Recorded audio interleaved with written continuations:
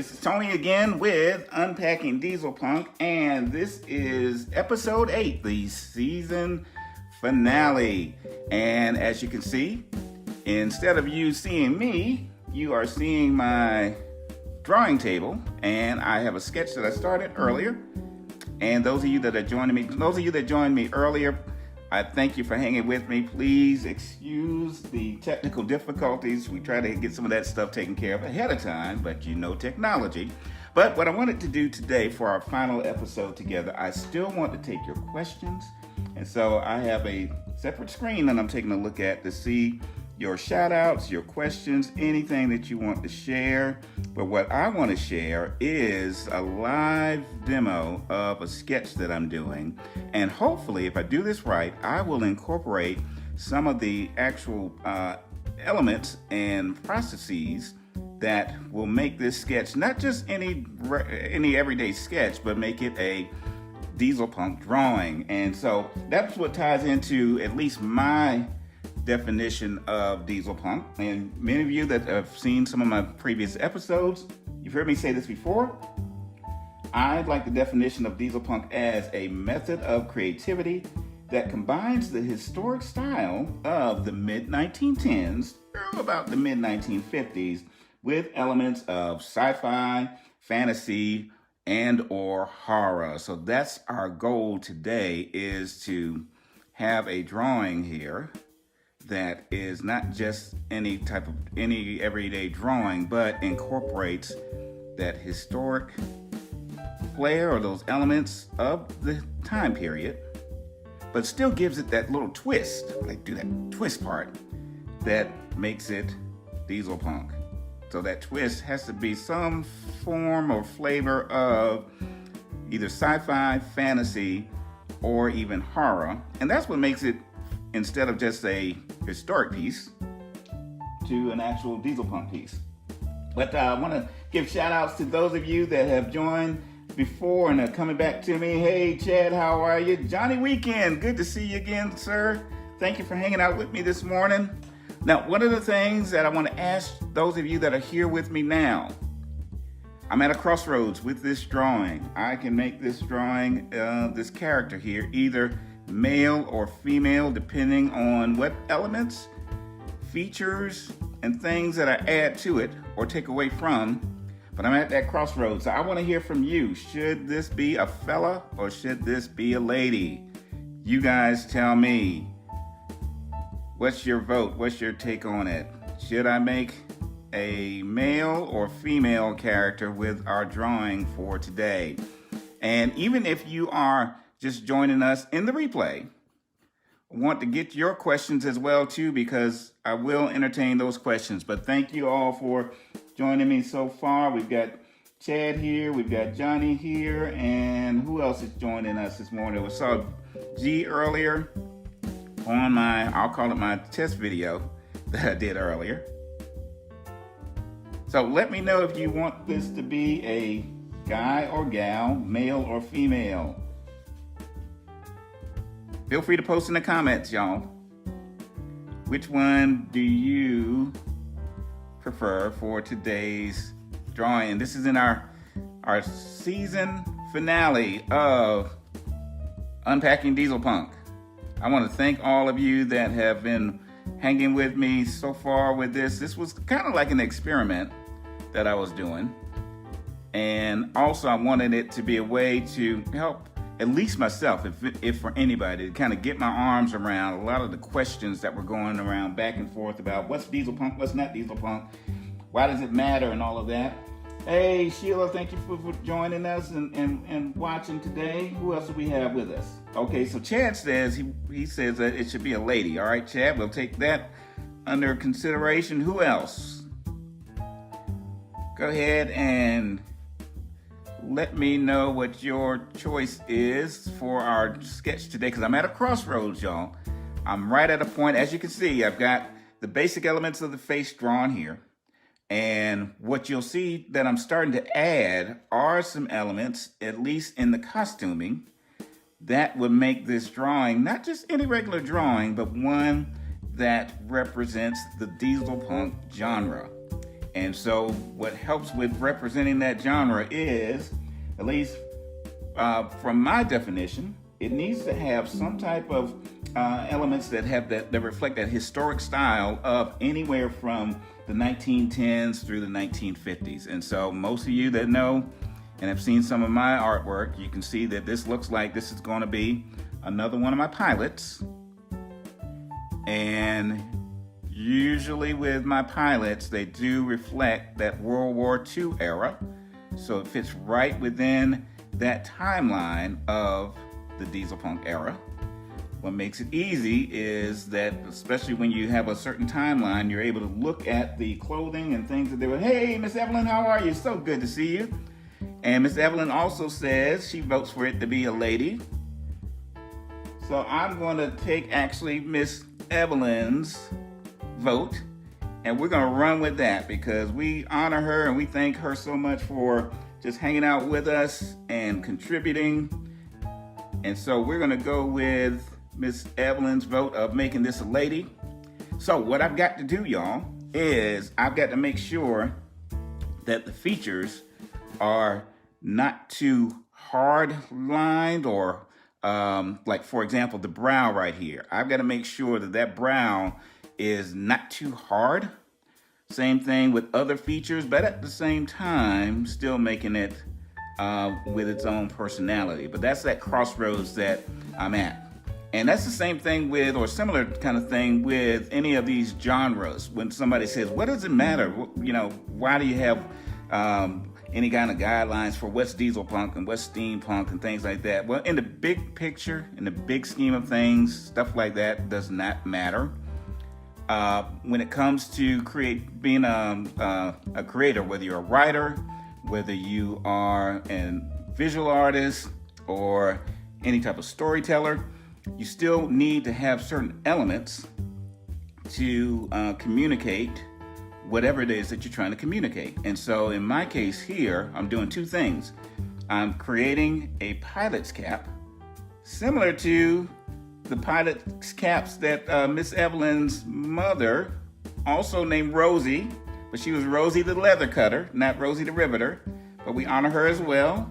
But similar to the pilot caps that Miss Rosie used to create during the war, World War II. And that is an element of that era and an element of dieselpunk. And so what I also have to do is I have to have these elements that make this character look female and not necessarily like a guy. Gemma Colson, thank you for joining us this morning, or this afternoon, or this evening, no matter what time you're actually watching this, wherever you are in the world, and even if you're watching the replay.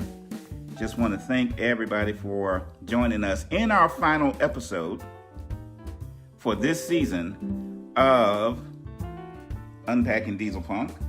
And on that note, I hope you guys enjoyed the episodes that we've had leading up to this one. If you haven't had a chance to check those out, please do. And give me feedback. If you are fine with what we've done so far and it was a great run, but you don't need any more, that's okay.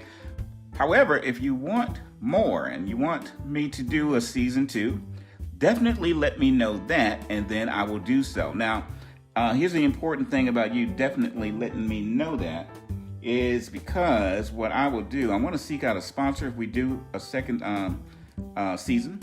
And what will help me acquire that sponsor is your feedback. If you verbally say by posting in the comments somewhere here that you do want me to do a season 2, that's what I'm going to use as fuel to let a potential sponsor know that, hey, you know what? The people found value in this content. I want to create more, and I want you guys to be a part of that. So please feel free, definitely, only if you feel like that you want me to continue with a season 2, post that comment and let me know, as we make our female flight crew member or pilot here. And again, we're going to follow, I think a couple of you said that you want this to be a lady, but especially Miss Evelyn said, let's make it a lady. And so we're going to honor her request. And so as you can see, I've got to lighten the features up just a tad. And one great way to do that is, especially here in the eye area, where, and you know, have you seen this on the cartoons, where on the cartoons they always have that female character with long eyelashes. Now, we're not going to overdo it here, but we just have a little bit of an emphasis, more so than we would a fella, and that helps to communicate visually what we're trying to communicate. And one simple thing we're trying to communicate in this drawing so far is that the person that you're looking at is a lady. Hey, we've got a few more folks that are joining in. Thank you so much. Go ahead and just, any questions that you have, especially because, one basis of our show, Unpacking Dieselpunk, is to unpack the questions that many have had about the genre itself and see what everybody thinks. So one of the questions that I have been asked, and I am going to also ask it of you folks here. Gee, thank you. You caught up with me, sir. I'm sorry about the fiasco on the other video. But getting back to what I was saying, I'm sorry, folks. Just so glad to see y'all. One of the questions that I've been asked is, when it comes to Dieselpunk novels and Dieselpunk books, what are some of my favorites? And I have a confession to make, y'all. In the past few years, especially with me buckling down on the artwork that I've been doing, I have not been reading a lot of fiction. And mostly, if I get to do any reading, if I carve out any time for reading, it's mostly been nonfiction, things that are tied into art, especially marketing and things like that. So I've got that confession that I have not read the amount of Dieselpunk novels that you guys may think I should have. And so I want to defer that question to the group. What are good, like we did with the films, like we were talking about with the films earlier on this, what are recommended good quality Dieselpunk books that you guys think someone that wants to get a good representation of the genre should read? So post that in the comments, because I honestly, I'm just going to be honest with y'all, I can't answer that myself because I have not done that work. And hope you guys can understand, because I've been diving deep in drawing. And if I do, hey guys, remember my little sticker there? Let me know if you want one of those. If I have been reading, it has been mostly nonfiction stuff, especially tied to social media and the internet and things like that. So let me know what you guys think. Timothy Johnson, so good to see you here, sir. I see Miss Evelyn says, please do a second season. They are very informative. Thank you so much for that word of encouragement, Miss Evelyn. I am going to consider that definitely, especially if you folks feel that there's value in this. And if you feel like that it's just kind of like, meh, then that's okay too. But I do want to hear from everybody because, like I said, what I'd like to do, if I do a second season, I really would. Now, if I don't get a sponsor, I'll still move ahead. But what I'd like to do is get a sponsor for it. And that allows me to give you even more value, more cool stuff within it. But what helps with securing that sponsor and really just getting their attention is being able to talk to them and let them know the people have spoken. The people say that they do find value in this content. How do I prove that? Take a look at the comments from the people. And so that's where those comments would originate, right here. So please, if you want me to do a second season, post that. Hey, my wife, Miss Monica Snipes, my missus, has just joined us and she is watching. Hello, love. All right. So Monica, are you watching on the big screen TV? Sometimes she does that. And I think it's cool because it's like I see my video on a huge screen in our living room, and it's sometimes kind of overwhelming. All right, so Again, my definition of Dieselpunk is that it is a method of creativity that combines that historic style. In this case, I'm trying to combine the historic style from the 1940s, especially World War II. And so as you can see, I'm working on adding a pilot's cap to our character here. Now, the cool thing about when you're doing something like sci-fi or any kind of fun genre type of artwork, it does not have to be exact, but at least has to be representative of that timeline. And so that's why I want this to have that look of the flight crew that may have been a part of a bomber or something during the war, but it can have its own unique flair. Especially that's what allows the whole sci-fi or fantasy elements to make this Dieselpunk and not just a historic piece itself. So sometimes I'm able to do that and play around with that in the eyewear.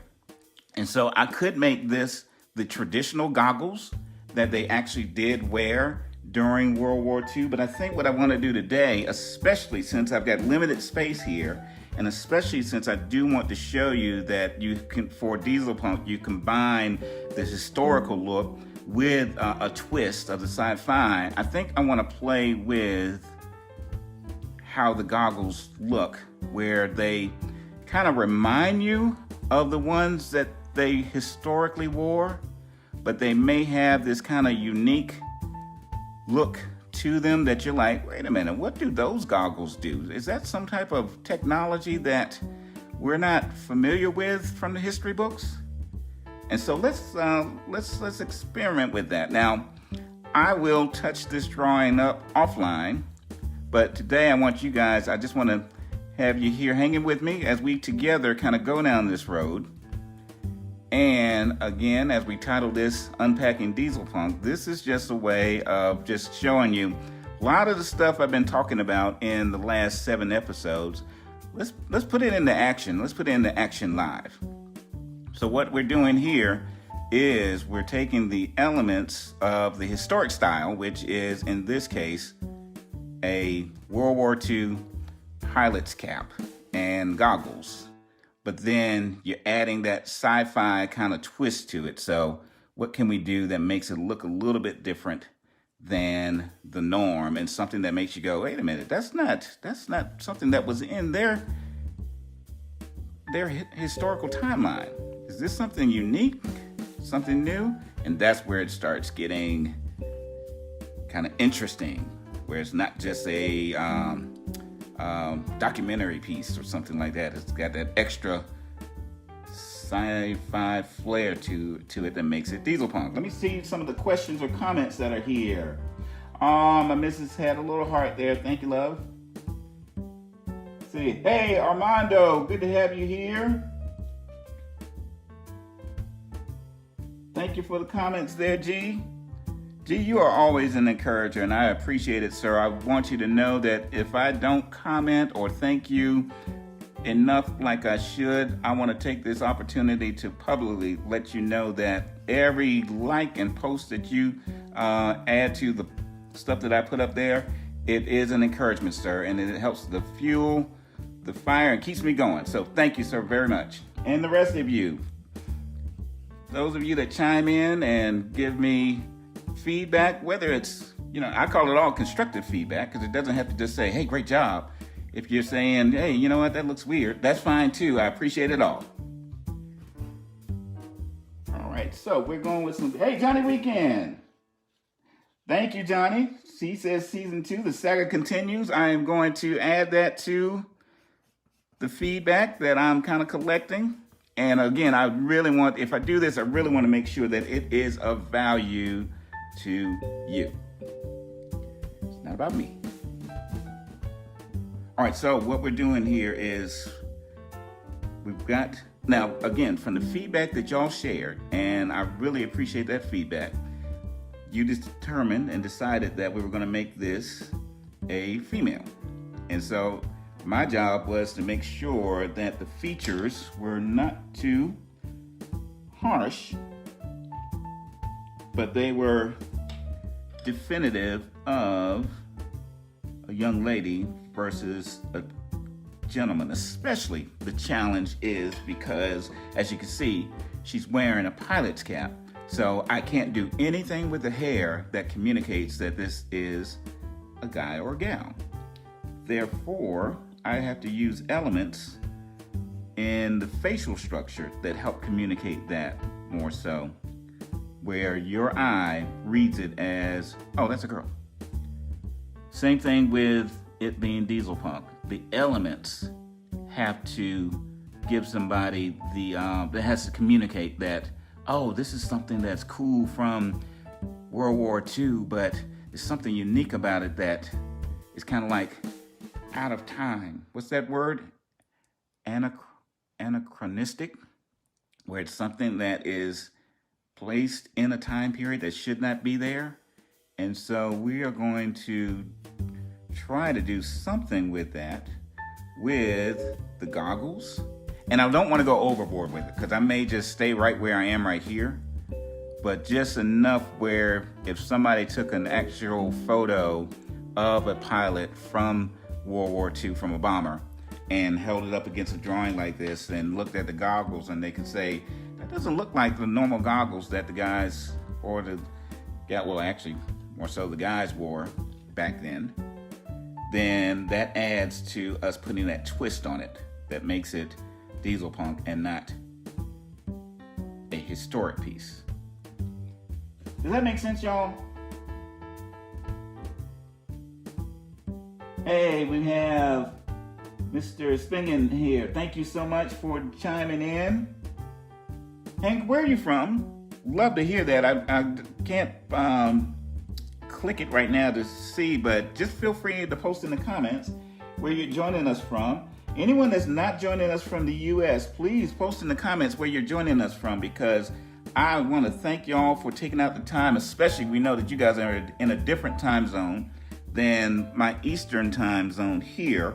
And so that's much appreciated. And so we'd like to at least just recognize where you're from and joining us today in today's post. Our season finale, episode 8 of Unpacking Dieselpunk. And while I'm doing this, any questions that you guys may have had? I've got, this isn't a question, but something I want to share with everybody, because this has been a great platform, at least for me, to kind of at least have a group of people to just kind of chat about, especially movies that were coming out that we that love Dieselpunk can enjoy. And so we talked recently about a lot of previous movies, and not really historic, but movies that were from a few years back. But we got at least one new one that's on the horizon that looks pretty good, and one of you guys had mentioned that not too long ago. It's called Nightmare Alley, and it includes Bradley Cooper and Cate Blanchett. And I've seen the trailer, it looks awesome. But I want to ask the group, have anyone of you seen the trailer for Nightmare Alley that's coming out this year? It's actually coming out in December. It looks awesome so far. It's got Willem Dafoe in it. He is a carny, a barker in it, and it takes place, from the looks of it, it takes place at a carnival. I think Bradley Cooper is a con man that is partnering with a psychiatrist, who that's the Cate Blanchett character. And I guess they're going to be trying to manipulate some folks or do something kind of weird and underhanded, but that's going to be the cool thing about the movie itself. We just kind of watch and see what's going to take place. All right, so let's do a couple things here. I'm going to pause and add a little bit of shading and life to the face here. And then what I'll do next after that is I'm going to start adding some more flair to the goggles and the pilot's cap, especially to kind of give it that sci-fi twist. Not too much, because I don't want it to look, corny and goofy or anything like that, but just enough. I've got to do a hint of it. My challenge is to do just a hint of enough sci-fi on this cap where someone can recognize it from the era of the 1940s, World War II, but they can see something that's kind of unique and something that kind of stands out, which makes it look, hey, you know what? That technology or that functionality of that earpiece or the goggles looks a little bit different. What is going on here? And that's where the Dieselpunk portion comes in, where you take the historic and you add a twist or flair to it. But really what helps define the genres is the history, the timeline that it comes from. Does not have to be written in stone as far as that timeline. That's why I always like to say the mid-1910s through especially the mid-1950s, because a lot of folks, they kind of get caught up with that timeline of the 1950s, and they say, well, if it's in the 1950s and it's after World War II, then it can't be Dieselpunk. Well, not necessarily. And that's the cool thing about the artistic side of this. Even if you have hard guidelines, when you want to be creative, sometimes you can bend the rules, and that makes it something cool.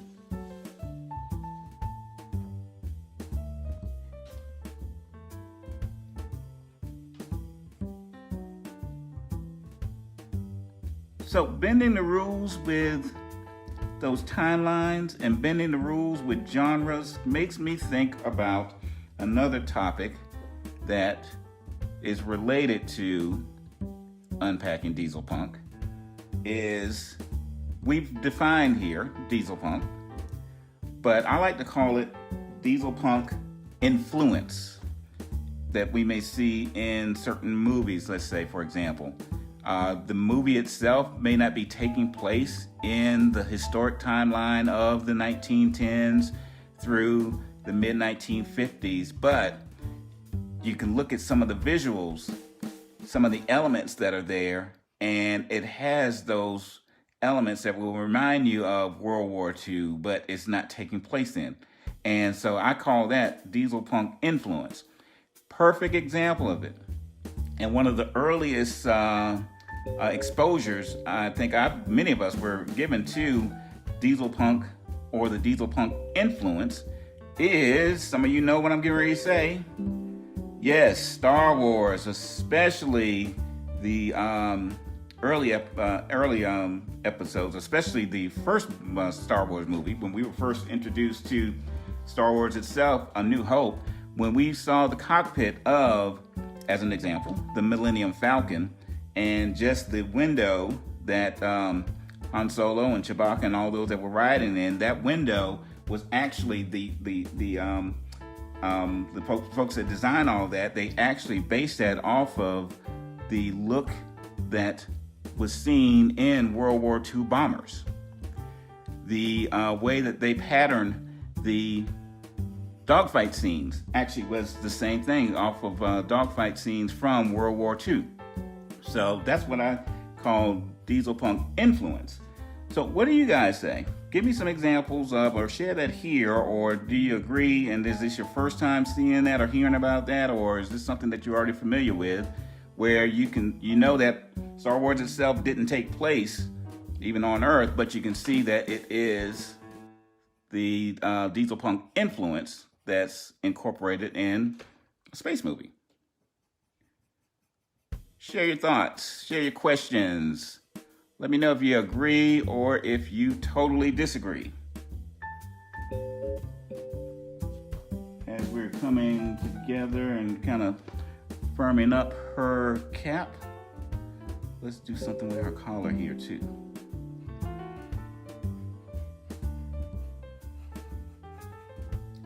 You know what? Especially with this pilot's cap, it does not have to be limited to World War II, but it can be even World War I or before. But just the cap itself still lets you know that it's in. It represents that time frame, and that's the goal. Okay, we're gonna do some more work on the flesh tones. Let's clean some stuff up here with my handy dandy knead eraser. That allows us to kind of get some of the things out that we don't want to have, but leave the elements that we definitely want to leave. Just allows us to clean it up a little. We got some other folks that have joined us. Stuart, hello, good to see you. Who else has joined us so far? Feel free to chime in. And especially let me know if you got any questions. I am going to try to juggle here between looking at the drawing and keeping my eye out for your questions and comments, but please post them here. And if you see a question that somebody posts and you've got the answer to it, feel free to jump in and address their question too.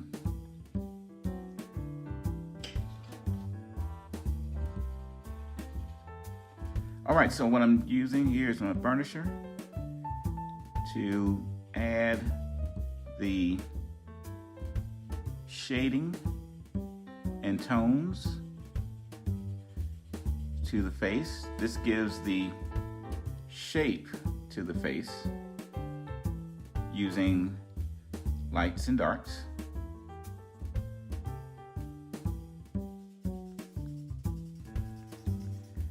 This is just another way of communicating visually, which is what Dieselpunk does as a genre. Again, I keep mentioning this because in some of the posts that I've done with some of the episodes, and even outside of the episodes, every so often you'll have somebody that will jump in, and I get it what they're saying, but they say, why does it matter?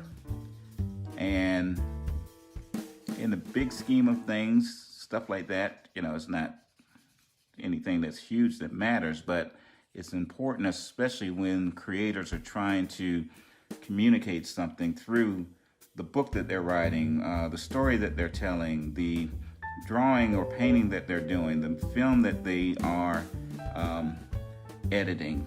The goal is to communicate, and they have to use certain elements to help tell that story without just saying all out, hey, this is something that takes place in an alternate history. They need to be able to show with certain elements that this is something that's taking place in an alternate history. And so how they do that is they look at the historic time frame that it's supposed to take place in. They see the elements that define that visually or either audibly. For example, a writer looks at slang that was actually used in a certain time frame, and that helps them kind of utilize that slang, that terminology that may have been used, like swell and geez and holy cow and things like that. Stuff as simple as that is what writers, Dieselpunk writers as an example, explore to communicate, hey, this is the timeline that this is taking place in. Then at the same time, they have to look at, what do I need to add to give that twist to this that makes it beyond just a historical piece? And that's where they get to play. So I hope that helps explain, especially the folks that may have said, well, why does having these parameters and locking these guidelines in for genres, it doesn't actually create barriers, but it allows us to look at the tools that we should use to communicate. Does that make sense, y'all? All right. So I've got the gist of what I want to do so far as with her face.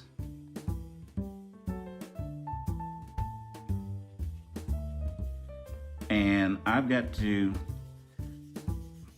be cautious and careful where I use just enough shading to shape her face without creating a 5 o'clock shadow or beards or mustaches or anything like that, if I am to communicate visually that this is a female.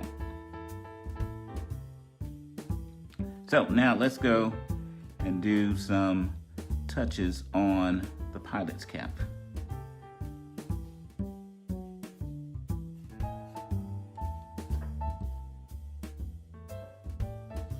Let's see, Chad says, never saw Dieselpunk. Chad says, never saw Dieselpunk in Falcon, but kind of do now. Questions, how long have you drawn Dieselpunk? Okay, good question. Chad asked me, how long have I drawn Dieselpunk? I'm going to put it this way, Chad, deliberately, because I do believe that I have occasionally drawn Dieselpunk things off and on over the years, because I've been drawing all of my life. But deliberately, I've been doing it, I'm going to say, pretty much just 4 years. And that has been with my project, the Portsmouth Era Shipbuilding Company. I have been exposed to, or doing things that were related to Dieselpunk before I even knew what Dieselpunk was. I just love the era and love science fiction and love the unique times where you see that combined. Didn't really know what it was until I realized that it was a thing, and I started experimenting with it with my art project on Facebook right here, the Portsmouth Era Shipbuilding Company, and I have been doing that now. This past September makes 4 years.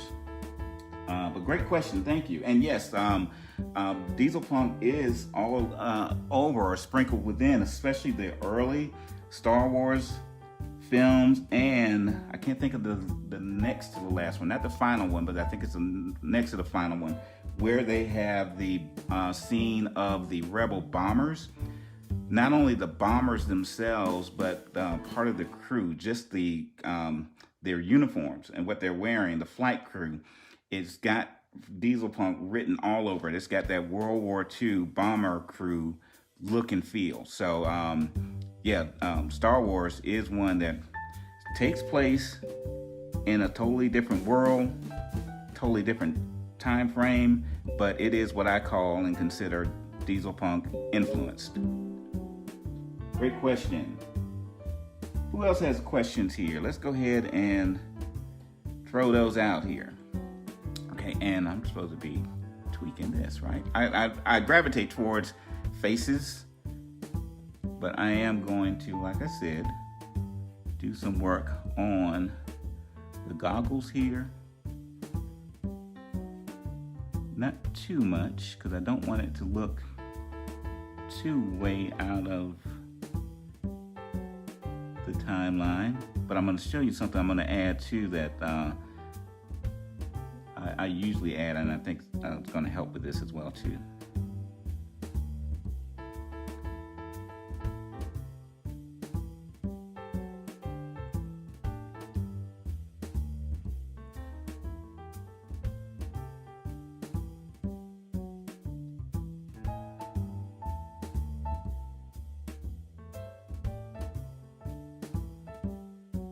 And again, this is a nod to and a shout out to Rosie the Leather Cutter.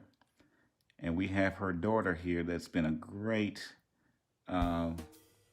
encourager of the work that I've been doing on the Portsmouth Era Shipbuilding Company. I'm talking about Ms. Evelyn Hampton. And she introduced me to the legacy of her mother, Miss Rosie, who worked for the Department of the Defense during World War II, creating the pilots' caps and pilots' helmets. I believe in Chicago. Is that correct, Miss Evelyn? But ever since Evelyn introduced me to the legacy of her mom, now not only when I draw these types of things, but when I see them, it just makes me think of, oh man, you know what, a real person actually created that during the war effort and did their part to for that part of history. And that's a significant thing. All right, I'm going to tweak these lines up offline as well as this, but I hope you get the gist of what we're doing here with this portion. I'm going to add some more shading and tones here. We're about to land this plane for our episode today. I'm going to add, the other piece I was talking about adding was the mouthpiece.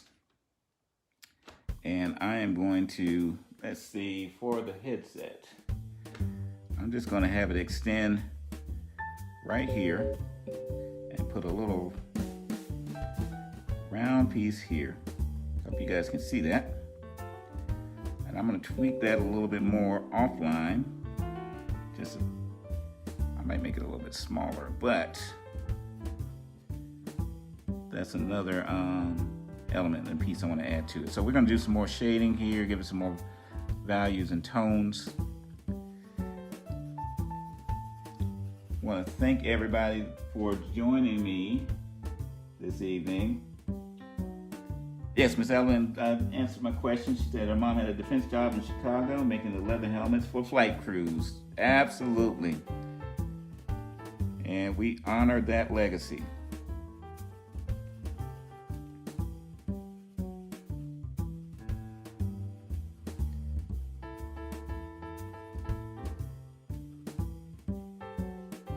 All right. So offline, I'm going to add some more shading and values and tones to the back of this. Let's see. I kind of like where this mouthpiece is going so far, but there's some work I need to do on it because I don't want it to be huge, but I do want it to look a lot like an operator's mouthpiece from that era, but still at the same time give it a unique look and feel to it, where it's kind of like, haven't seen that before for a pilot. Just again adding that twist, because when you add that twist, especially when it's a twist that makes somebody think, hey, that's technology that doesn't really belong in this. That's what gives it that Dieselpunk flair. That's what makes it go from a historic retelling, whether it's a book, whether it's a movie, whether it's a drawing, takes it from the history and gives it that sci-fi or fantasy or even horror twist to it, to the story, that makes it Dieselpunk. So I want to thank you so much for taking part of your day and just hanging with me a little bit. Later on into the week, I'm going to have the completed version of this. And even after today, I want you... Oh, I see my wife's comment here. Do y'all see that? She says, "You're so good and you have sexy hands." I'm going to get off this video, y'all. But I want to thank everybody for hanging out with me on today, for chiming in. And if you're watching the replay, still want you to add your questions, to add your comments. We still will engage with that, even if you're watching the replay.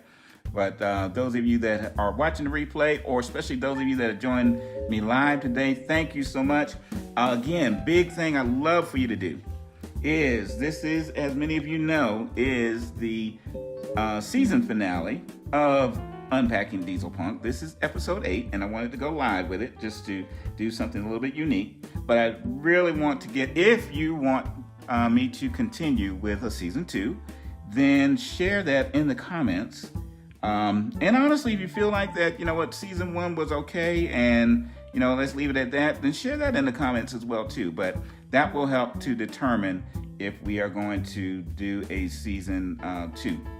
So if you feel like season 1 was enough, then share that in the comments or what have you. But I really always want to base this off of not what I want to do, but what the people say. Because if we do it, then it will be the people have spoken. And I do want to make sure that I do not waste your time. So I always want to create something that is of value to you. So thank you for hanging with me today. Let's go ahead and sign off on this. and we will talk to you soon. Thank you so much for hanging out with us.